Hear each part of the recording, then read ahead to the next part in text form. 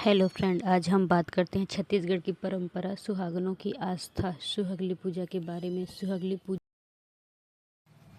जहां माँ से सुहागनें पूजा करती हैं और सुहाग बना रहे का आशीर्वाद मांगती हैं।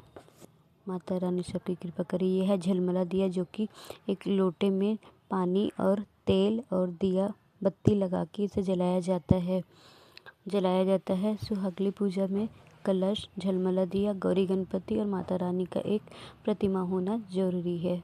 उसके बाद सभी सुहागनी औरतें 16 श्रृंगार करके बैठ के साथ में आलता लगा के पूजा करती हैं। सबसे पहले गौरी गणपति का, उसके बाद कलश का, झलमला दिया का, फिर माता रानी का। टीका चंदन करने के बाद फूल चढ़ा के माता रानी का श्रृंगार करती हैं और श्रृंगार का सामान चढ़ाती है, जो भी आपके पास हो, बिंदी, चूड़ी, आलता, सुहाग का सामान। उसके बाद भोग लगाती हैं। गुड़, चना और पेड़ा, ये तीनों अनिवार्य है। उसके बाद सुहागनों को इच्छा शक्ति, जो भी आपको सुहाग का सामान देना है वो दीजिए, और उसमें गुड़ और चना मिठाई होना चाहिए। उसके बाद सभी महिलाएं एक दूसरे को सिंदूर लगा के, पीला चावल और फूल चढ़ा के एक दूसरे का पूजा करती हैं। पूजा करने के बाद प्रणाम करती हैं सुहागन। उसके बाद जो पेड़ा, मिठाई और लड्डू मिला रहता है, वो जो व्रती रहता है, जो सुहागली पूजा करवाता है, उसको अपने में से प्रसाद के रूप में, आशीर्वाद के रूप में सभी निकाल के थोड़ा थोड़ा देती हैं। देने के बाद साथ ही यहाँ पे सभी कोई गौरी गणपति में सिंदूर डाल के, पहले एक जने डालता है, फिर दूसरा उसको अपने मांग में 7 बार लगाता है। ये सभी कोई एक दूसरे के लिए करते हैं। जो डालता है उसको दूसरा कोई लगाता है, पहला डालता है उसको दूसरा कोई लगाता है। ऐसे करने के बाद सभी कोई पीला सिंदूर यहाँ पे लगाते हैं, जो कि देखने में बहुत ही सुंदर दिखता है। यही है सुहाग की पूजा, सुहागली माता की आराधना।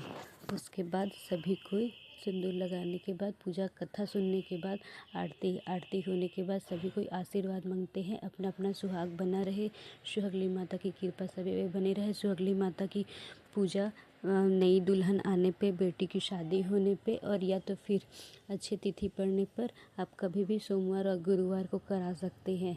यह सब होने के बाद पूजा आरती किया जाता है। आरती करने के बाद सभी कोई अपने अपने सुहाग की कामना, लंबी उम्र की करके माँ से आशीर्वाद लेते हैं। माता से जो भी भूल चूक हुआ होगा पूजा में, उसके लिए क्षमा याचना करते हैं, और सभी औरतें अपने अपने सुहाग के लिए, सुहाग की लंबी उम्र के लिए कामना करते हैं। यह पूजा